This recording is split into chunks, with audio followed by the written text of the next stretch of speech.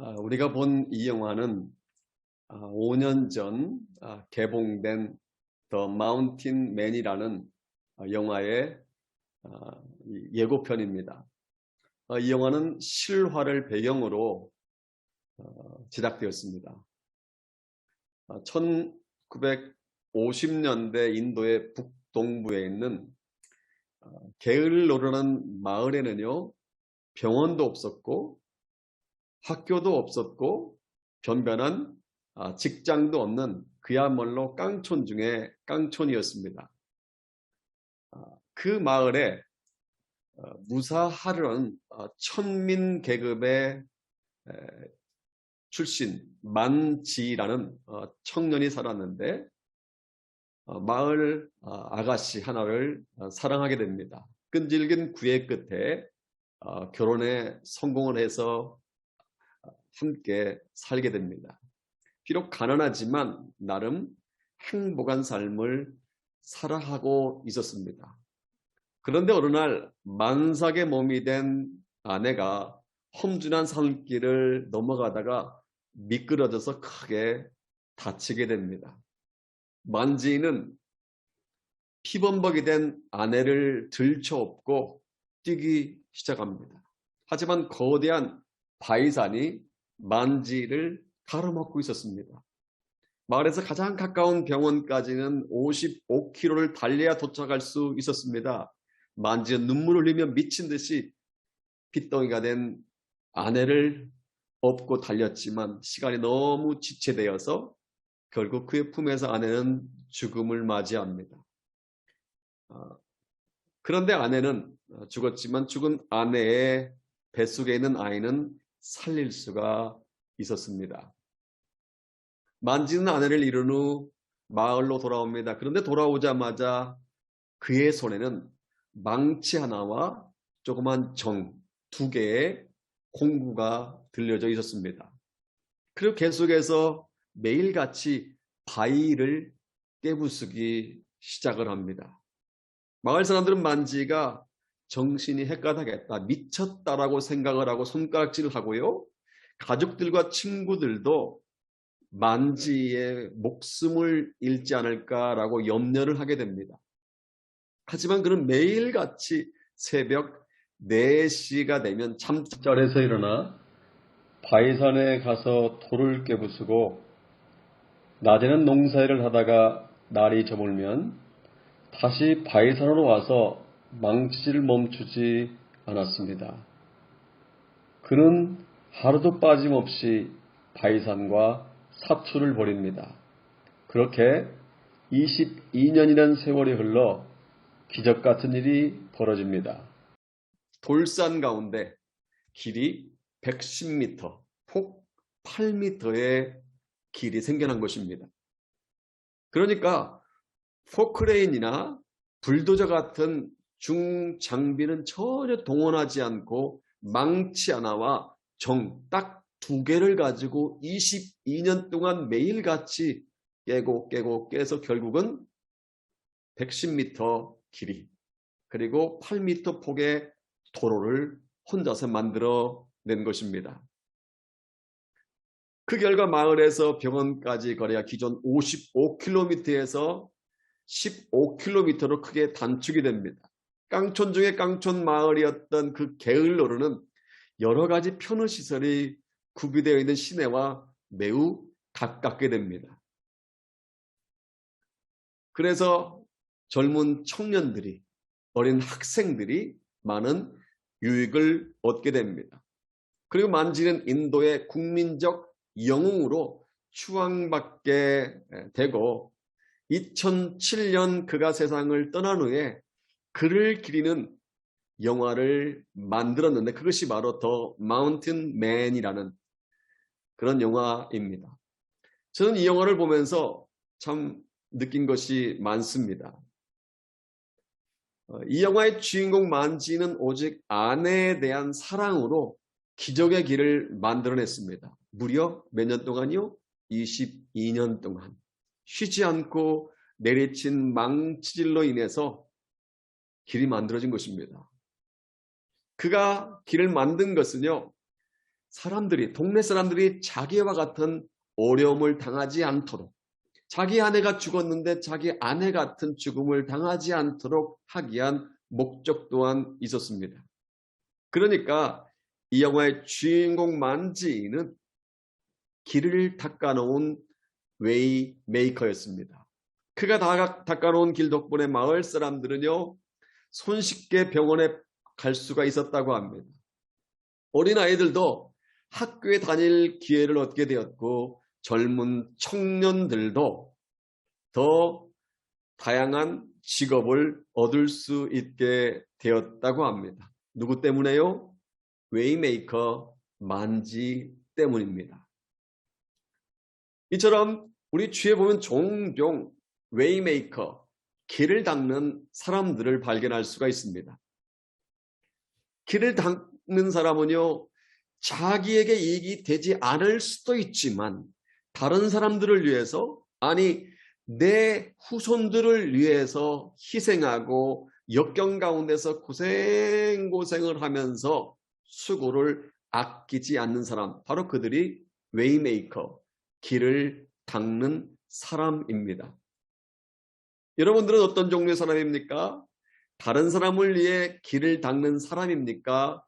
아니면 다른 사람이 닦아놓은 길을 가는 사람입니까? 세상에는요, 길 닦는 사람과 길 가는 사람이 있습니다. 물론 모든 사람이 다 길 닦아라라는 이야기가 아닙니다.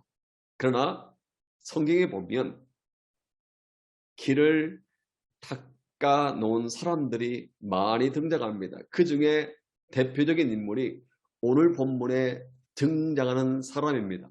저는 오늘 우리 읽은 본문을 가지고요, 길을 닦는 사람, 웨이메이커, 길 닦는 사람이라는 제목으로 함께 은혜를 나눌까 합니다.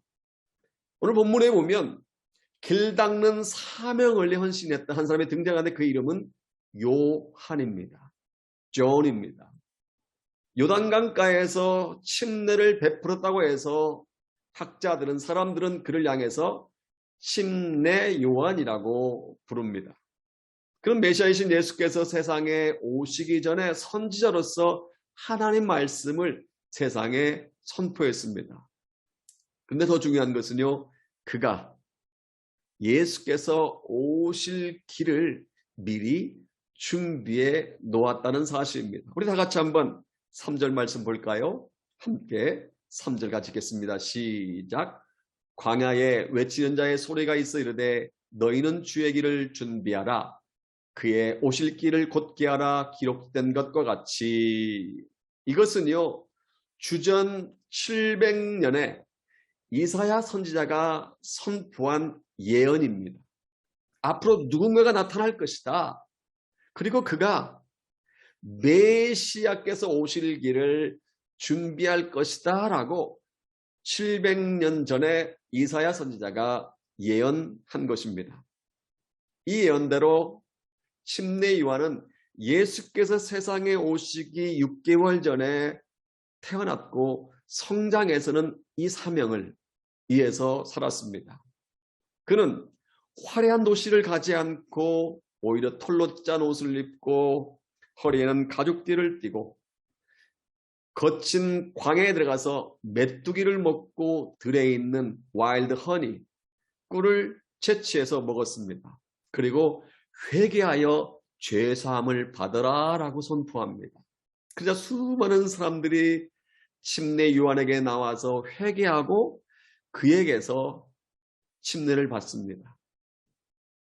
그런데 회개하고 침례를 받은 사람들이 오해를 하기 시작합니다. 요한이 그동안 우리가 기다리고 있던 메시아가 아닐까? 회개의 말씀만 선포할 것이 아니라 로마 제국을 무찌르고 우리를 구출해 줄 것 아닐까라는 기대를 하게 됩니다. 그러자 침례 요한은요, 자신은 메시아가 아니라고 분명하게 말합니다. 자기에게 주목하지 말라고 말을 합니다. 자기는 주인공이 아니라는 것입니다. 저는 이 말씀을 묵상하다가 세 가지 중요한 사실을 발견했습니다. 첫째로 침례 요한은요, 주제 파악을 잘했던 사람입니다. 가정에서 만약 이렇게 말한 요한이 사람들에게 인기도 없고 사람들에게 영향력을 발휘하지 않는 사람이었다면 그의 말에 진정성을 느낄 수 없을 것입니다. 그런데요, 요한은 엄밀하게 말하면 말라기 선지자 이후 400년 만에 다시 등장한 하나님의 선지자였습니다. 400년 동안의 암흑기를 끝내버린 하나님의 메신저로서 사람들의 많은 인기와 존경을 받고 있었습니다. 5절 같이 볼까요? 같이 5절 읽겠습니다. 시작. 온 유대 지방과 예루살렘 사람이 다 나아가 자기 죄를 잡아가고 요단강에서 그에게 침례를 받더라. 아멘. 여기서 우리가 눈여겨볼 말씀은요, 온 유대 지방과 예루살렘 사람이 다 나아가라는 이 부분입니다. 이 말씀을 쉽게 표현하면 이렇게 얘기할 수 있습니다. 서울뿐만 아니라 수도권에 있는 모든 사람들이 다 침례 요한에게 나갔다. 이 말과 매우 비슷합니다. 서울 시민이 몇 명이지요? 아마 900만 명 정도 되는 것 같고요. 서울 주에 있는 수도권의 인구는 약 1600만 명 되는 것 같습니다. 그러면 900만 플러스 1600만 하면 약 2500만. 대한민국 전체 인구, 남한 인구의 거의 절반 정도가 살고 있는데 그 많은 사람들이 침례 요한에게 나왔다는 것입니다. 그리고 그들이 자신들의 죄를 고백하며 새로운 삶을 살겠다고 결단하는 마음으로 침례를 받았다는 것입니다. 이처럼 침례 요한은요, 당시 유대 지방에서 예루살렘에서 가장 잘 나가는 사역자였습니다. 존경받는 목회자였고요. 인기 있는 셀럽 중에 셀럽이었습니다. 그런데 어느 날 갑자기 나사렛 예수가 나타난 것입니다. 그리고 사역을 시작한 지 얼마 되지 않아 침례 요한을 따르던 수많은 사람들, 침례 요한 주위로 몰려들었던 사람들이 예수께로 몰려가기 시작한 것입니다. 그런 상황이 되자 침례 요한의 제자들은 걱정을 하게 됩니다. 요한복음 3장 25절부터 26절을 보면 제자들이 자기의 스승인 침례 요한에게 다급하게 보고하는 장면이 나옵니다. 정리하면, 이 말씀을 정리하면 침례 요한의 제자들이 자기의 스승인 침례 요한에게 보고하는 말씀을 쉽게 정리하면 이렇습니다. 요한 선생님, 요단강가에서 선생님께서 침례를 베풀었던 그 사람, 나사렛 예수가 지금 사람들에게 침례를 주고 있습니다. 지금 사람들이 모두 그에게로 몰려가고 있습니다. 요한 선생님, 어떻게 손을 써야 되지 않겠습니까? 이러다가 사람 다 뺏기게 생겼습니다. 요한의 제자들 마음속에는요, 시기심이 생긴 것입니다. 질투심 때문에 자기들의 스승이 뭔가 액션을 취해야 한다고 간청을 한 것입니다. 지금 침례 요한의 제자들은요, 묘한 비교의식과 경쟁의식에 쌓여 있습니다. 그래서 그들은 예수님을 시기하고 질투한 것입니다. 아마 여러분들 보신 분이 계실 텐데 아카데미상을 받았던 영화 아마데우스를 보면 참 재미있는 장면이 나옵니다. 거기에 보면 안토니오 살리에리가 나오는데 그는 오스트리아 비엔나의 궁중 악사로서 매우 훌륭한 음악가였습니다. 사람들의 존경과 인기를 한 몸에 받고 있었고 당시 대단한 영향력 끼치는 사람이었고 신앙심도 나름 깊었습니다. 그런데 오늘 엄청난 재주를 가지고 있는 볼프강, 아마데우스 모차르트를 만나게 됩니다. 순간 그의 마음속에 강한 시기심과 질투심이 생기고요. 그는 모차르트를 향해서 혼자 이렇게 말합니다. 외신은 저렇게 교양이라곤 눈꼽만 치도 없고 천박하게 그지없는 모차르트에게 뛰어난 재능을 주었을까? 그때부터 그 인생은 변질되기 시작합니다. 살리에리는 이때부터 모차르트의 모든 것을 미워해버리고 결국엔 살인까지 저지르고 맙니다. 이처럼 질투심은요, 비교의식과 경쟁의식으로부터 출발합니다. 비교의식과 경쟁의식이 심해지면 심해질수록 자신의 인생을 제대로 살지를 못합니다. 여러분, 인류 최초의 살인자가 누군지 아십니까? 가인입니다. 가인은 동생 아벨과 끊임없이 비교했습니다. 여호와께서 자신의 제사는 받지 않고 동생의 제사를 받는 것을 보고 시기와 질투를 합니다. 그러다 결국 비교하다가 질투심이 넘치다 보니 동생 아벨을 죽이는 살인죄까지 범하고 맙니다. 사울왕도 마찬가지입니다. 사울왕은요, 다윗을 어린 소년으로 생각하지 않고 자기의 라이벌, 경쟁자로 생각했습니다. 백성들이 사울이 죽이는 천천히요, 다윗은 만만이라 라고 외치면서 노래를 부르자 질투심이 생겼습니다. 그래서 사울왕은 어떻게 하면 나를 잘 다스릴 수 있을까? 라고 생각한 것이 아니라 어떻게 하면 저 다윗을 죽일까라고 생각하게 됩니다. 결국 다윗을 죽이게 추격을 하다가 인생을 망치고 맙니다. 이처럼 시기와 질투심, 비교의식, 경쟁의식은요 굉장히 무섭습니다. 그런데 오늘 본문에 보면 침례 요한의 제자들이 바로 그랬습니다. 이 질투심이 그들의 마음속에 있었던 것입니다. 그들 마음속에는 심한 비교의식과 경쟁의식이 있었습니다. 그래서 자기들의 스승인 요한 선생이 뭔가 액션을 취해야 한다고 간청을 한 것입니다. 하지만 제자들의 간청을 들은 침례 요한은 달랐습니다. 예수님에 대한 시기와 질투를 하지 않았습니다. 같이 7절과 8절 말씀 같이 보도록 하겠습니다. 같이 읽습니다. 그가 전파하여 이르되 나보다 능력 많으신 이가 내 뒤에 오시나니 나는 굽혀 그의 신발끈을 풀기도 감당하지 못하겠노라. 난 너에게 물로 침례를 베풀었거니와 그는 너에게 성령으로 침례를 베푸시리라. 아멘. 자신에게 몰려온 군중들에게 침례 요한이 어떻게 했습니까? 자기는 메시아가 아니라는 의미에서 신발끈에 대한 이야기를 합니다. 메시아가 조금 있으면 오시는데 자기는 그분의 신발끈도 풀지 못한다는 것입니다. 당시 신발끈을 메고 푸는 일은요, 신분이 가장 낮은 하인들이 하는 일이었습니다.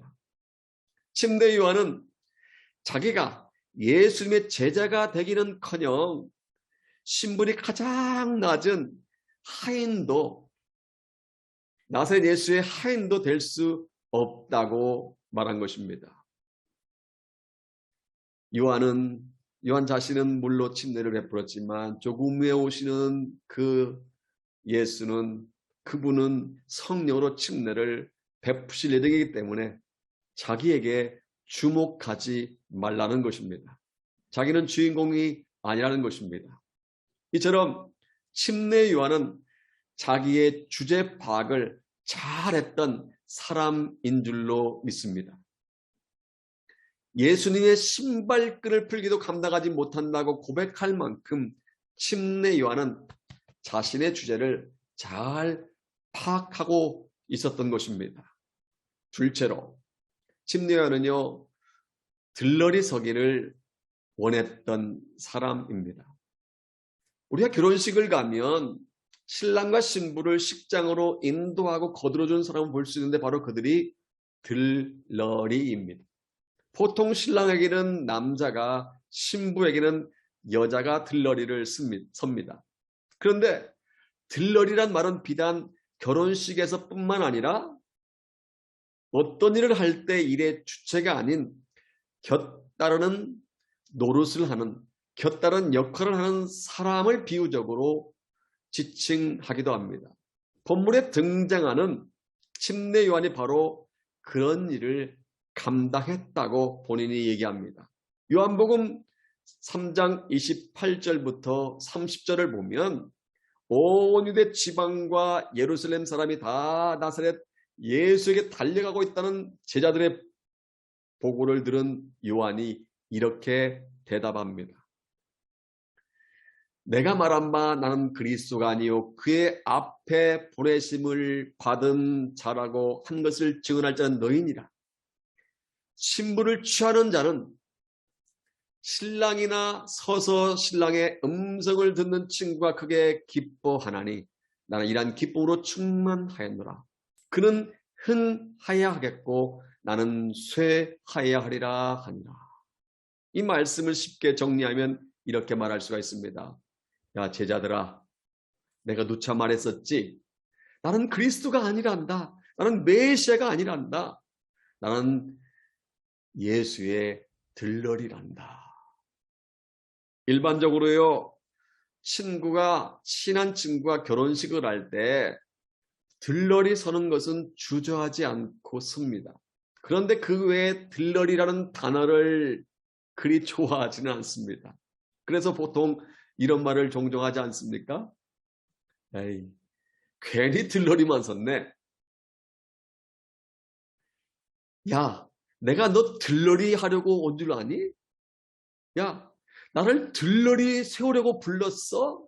라고 말하면서 다른 사람의 들러리 서는 것을 싫어합니다. 왜 그런 줄 아십니까? 어릴 때부터 잘못 배웠기 때문입니다. 어느 아주머니가 7살짜리 아이를 데리고 옆집에 놀러 갔습니다.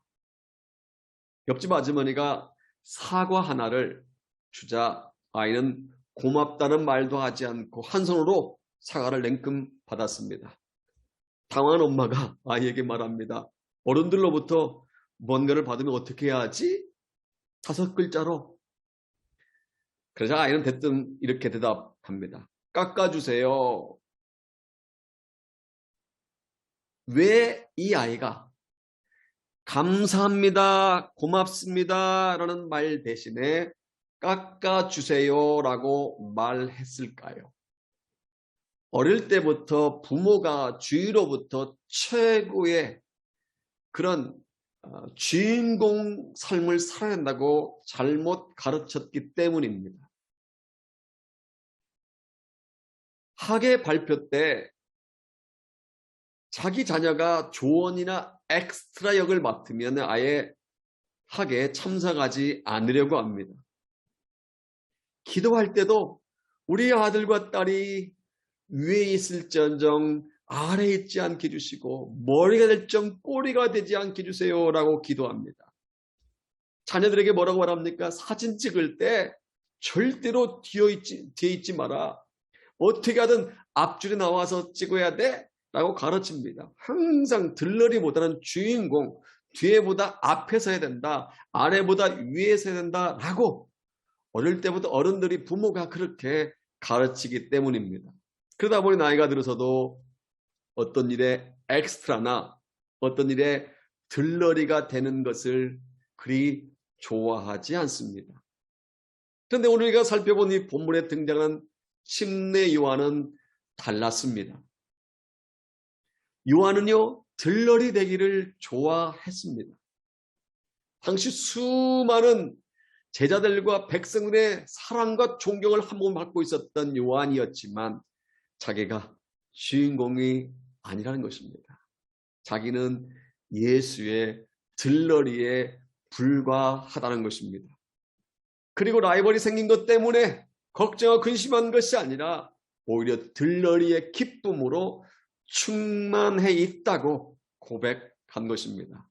여러분, 이것이 바로 침례 요한의 위대함인 줄로 믿습니다. 비록 자기가 나사렛 예수에게 침례를 베풀었지만, 수많은 사람들에게 침례를 베풀었지만 400년 만에 등장해서 선지자로서 백성의 존경과 사랑을 한 몸에 받고 있었지만 스스로 나는 그리스도가 아니다. 나는 쇠하야겠고 예수님은 흥하여야 한다. 예수님이 흥할 때 오히려 나는 기쁘다 라고 고백한 것입니다. 예수님은 이러한 요한을 보고 뭐라고 평가하신 줄 아십니까? 누가복음 7장 28절을 보면 굉장히 중요한 말씀이 나옵니다. 내가 너에게 말하노니, 지금 예수께서 제자들에게, 사람들에게 말씀하시는 장면입니다. 여자가 낳은 자 중에 요한보다 큰 자가 없도다. 여자가 낳은 자 중에 요한보다 큰 자가 없도다. 무슨 말입니까?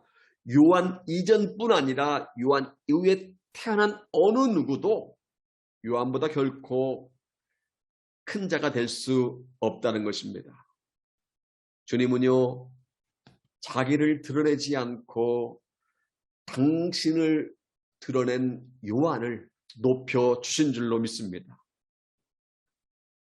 우리가 주님을 침례 요한처럼 드러내는 삶을 살 때 우리를 주님께서 높여주시는 줄로 믿습니다. 주인공이신 주님을 위해 우리가 엑스트라 역을 기꺼이 감당할 때 주님은 우리의 삶을 존귀하게 해주시는 줄로 믿습니다. 셋째로, 침례 요한은 주님이 오실 길을 닦은 사람이었습니다. 앞서 말씀드린 것처럼 침례 요한은 웨이 메이커였습니다. 그리스도시요 살아계신 하나님의 아들이신 예수께서 오실 길을 열어드리기 위해서 힘을 쓴 것입니다. 비록 자기가 손해를 입을 것이 뻔한데도, 아니 자기의 사랑하는 제자들이 자기 곁을 떠나는데도 불구하고 그는 신경 쓰지 않고 예수께서 앞으로 나아가게 될 길을 닦은 사람입니다. 오늘 우리가 사는 이 시대에도 침례 요한처럼 길 닦는 사람들이 필요합니다. 지나간 역사를 돌아보면 수많은 나라와 제국들이 나타났다가 사라지고 또 다른 제국과 나라들이 등장했는데, 특별히 로마 제국은 우리의 시선을 주목합니다. 로마 제국의 특징이 참 많이 있는데 그 중에서도 빼놓을 수 없는 특징은요, 도로입니다. 로마인들은 매우 정교하고 계획적으로 도로를 닦았습니다. 처음으로 닦은 도로를 아피아 가도라고 부릅니다. 이 도로는 로마로부터 카푸아를 지나 브린디시까지 길이가 무려 560km나 달합니다. 이 도로를 로마 제국에서 처음으로 깔았다고 합니다. 그런데 로마식 도로는요, 과거 오래전이었지만 특별합니다. 먼저 땅을 깊게 판 다음에 거기에 자갈을 채워넣고 그의 넓은 판자 같은 그런 돌을 깝니다. 뿐만이 아닙니다. 도로 양쪽에 배수구를 설치하고 도로 한가운데는 좀 높게, 약간 높고 양쪽은 낮게 해서 물이 고여있지 않고 양 밑으로 물이 흘러갈 수 있도록 그렇게 도로를 만들었다고 합니다. 굉장히 혁신적인 공법인 것입니다. 로마 제국은요, 주전 400년부터 주후 400년까지 약 800년 동안 무려 85,000km 이상의 도로를 건설하였다고 합니다. 오죽하면 모든 길은 로마로 통한다는 말이 나올 정도로 모든 고난과 역경을 무릅쓰고 여기저기에 길을 뚫었습니다. 여러분 질문하겠습니다. 로마 제국이 무려 800년 동안 8만 5천 킬로미터 이상의 도를 뚫은 이유가 무엇일까요? 그들이 편한 삶을 살기 위해서 도를 뚫었을까요? 아닙니다. 만약 그들이 편한 삶을 살기 원했다면 도를 뚫거나 도를 만들지 않았을 것입니다. 그들은 그들이 편한 삶을 살기 위해서가 아니라 그들의 후손을 위해서, 후손들이 오랫동안 편하게 살 수 있도록 도를 만든 것입니다. 그 결과 멀리 떨어져 있는 수많은 식민지에서 거둬들인 세금을 수도인 로마까지 안전하고 손쉽게 운반할 수 있었습니다. 그러니까 후손들이 조상들이 수고한 열매를 따 먹은 것입니다. 후손들이 로마 제국 곳곳으로 뚫린 도로의 혜택을 입은 것입니다. 저는 로마 제국의 이 이야기가 우리에게 주는 교훈이 있다고 생각합니다. 길을 가는 사람은 무섭지 않지만 길을 닦는 사람은 무섭다고 말할 수 있습니다. 물론 길 닦는 것은 쉬운 일이 아닙니다. 공장을 세우거나 나름 무슨 식물에 야채 씨를 뿌리면 곧바로 제품이 생산되고 뭔가 야채가 길러집니다. 이득을 곧바로 볼 수가 있습니다.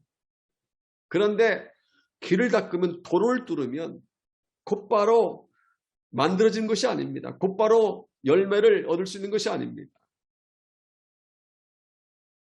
그럼에도 열매가 즉시 보이지 않는다 할지라도 고통과 역경이 있다 할지라도 길 닦는 일은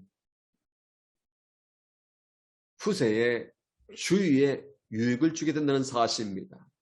길을 닦는 사람이 많으면 많을수록 그 사람이 속한 공동체의 미래가 밝다고 할 수가 있습니다. 언더우드 선교사에 대해서 많이 들어보셨을 것입니다. 미국 북장로교 소속 선교사로 1885년에 한국 땅에 처음으로 발을 디뎠습니다. 그는 얼마든지 편하게 미국에서 신앙생활할 수 있었습니다. 얼마든지 편하게 미국 내에서 복음을 전할 수 있었습니다. 그런데 그는 그렇게 하지 않았습니다. 그는 다른 사람이 닦아놓은 길을 가지 아니하고 아무런 길도 닦여지지 않은 조선으로 왔습니다. 그와 그의 후손들은 한국 역사에 지대한 공헌을 했습니다. 연세대학교 전신인 연희전문대학교를 설립했고 세문안교회를 개척했고 YMCA를 조직해서 한국 땅에 기독교 정신을 뿌리 깊게 심었습니다. 그는요, 길 가는 사람이 아니라 길 닦은 사람이었습니다. 도산 안창호 선생도 마찬가지입니다. 도산 안창호 선생의 생각 속에는 나라가 살려면 민족교육을 해야 한다고 확신하고 평안도 강서지방에 점진학교를 세웠습니다. 그리고 후배들을 교육시키고 지도자 양성을 했습니다. 그런 중간에 미국에 3번이나 갔었는데 얼마든지 미국 땅에 그대로 머물러 편하게 살 수가 있었음에도 불구하고 그는 그곳에 있지 않았습니다. 오히려 조선 땅으로 다시 돌아와서 길 닦는 일에 앞장섰습니다. 61세에 하나님의 부르심을 받기까지 흥사단을 조직하고 상해 임시정부 활동을 하면서 젊은이들에게 말씀을 가르치고 또 민족혼을 불어넣어 주었습니다. 민족과 조국을 위해서 열심히 기도했습니다. 도산 안창호 선생도 길을 닦는 사람이었습니다. 또한 10수년 전 사명화학 그룹이 세간의 화제가 된 적이 있습니다. 그 그룹은요, 한국의 굴지의 유명한 대그룹도 아닌데 이종환이라는 회장님이 무려 3척억 원이라는 거금으로 교육재단을 만들었습니다. 물론 작년 7월 후계자인 장남이 신기술 개발에 실패했음에도 불구하고 그 사실을 숨기면서 허구가 드러나고 무능한 경영으로 인해서 안 되겠다. 아들의 경영권을 빼앗아서 전문 경영인에게 넘겨주겠다라는 인터뷰를 하면서 안타까운 일이 발생하기도 했지만 이로 인해서 100세가 된 이종환 회장님은요 더욱더 존경을 받게 되었습니다. 자식에게 넘겼던 경영권을 빼앗아서 다른 사람에게 주려고 했기 때문입니다. 뿐만 아니라 그분은 매년 국내외 학생들에게 장학금을 전달했는데 무려 1조 원을 기부했다고 해서 1조 기부왕이라는 별명이 붙어 있습니다. 그리고 지금도 힘없고 가진 것이 없는 사람들을 위해서 갈 길을 열어주고 살 길을 만들어주는 분이십니다. 이종환 회장님도 침례 요한처럼 편한 길을 가려고 하기보다는 길 닦는 일에 앞장을 섰고 또 앞장을 서고 계시는 분이십니다. 오늘 우리가 살아가는 이 시대에 언더우드와 안창호 선생과 이종환 회장님과 같이 길 닦는 사람이 필요한 줄로 믿습니다. 주님께서는 다른 사람이 닦아놓은 길을 손쉽게 가려고 하는 사람을 찾지 않고 힘이 들고 고달파도 다른 사람을 위해서, 아니 당신의 다시 오실 길을 위해서 준비하는 길 닦는 사람을 찾으신 줄로 믿습니다. 사랑하는 하모니 가족 여러분, 이제 말씀의 결론입니다. 길 닦는 일은 하나님께서 우리에게 요구하시는 일이지만 더 나아가서 축복의 원리라고도 할 수 있습니다. 의무이기도 하지만 또한 축복의 원리라고도 할 수 있습니다. 왜냐하면 갈라디아서 6장 7절에서 말씀하고 있는 것처럼 우리가 무엇으로 심든지 그대로 거두게 되기 때문입니다. 선을 베푸는 사람이 선을 거두고, 선을 베푸는 가문이 선을 거두고, 선을 베푸는 교회가 선을 거두기 때문입니다. 물론 선을 베푸는 것, 씨를 뿌리는 것, 길을 닦는 것은 너무 힘들고 고통스러워서 마치 눈물을 흘리며 씨를 뿌리는 것 같습니다. 하지만 눈물을 흘리며 씨를 뿌리면 반드시 단을 거두게 되는 것처럼 어렵고 힘이 들고 고통스럽지만 길을 닦을 때 그에 따른 열매를 분명히 먹게 되는 줄로 믿습니다. 그러므로 다른 사람이 닦아놓은 길을 손쉽게 가려고 하지 말고 힘이 들고 고달파도 다른 사람들 위해서 길 닦는 저와 여러분 되기를 소원합니다. 주님께서 길을 닦아놓음으로 말미암아 여자가 낳은 자 중에 가장 큰 자라는 평가를 받은 침례 요한처럼 다시 오실 주님의 길을 준비함으로 말미암아 주님께 칭찬받는 저와 여러분 되기를 주님의 이름으로 축복합니다. 더 나아가 말세가 가까운 이 시대에 우리 월드 하모니 공동체가 주님께서 다시 오실 그 길을 준비하는 웨이메이커 처치, 웨이메이커 길 닦는 교회가 되기를 소원합니다.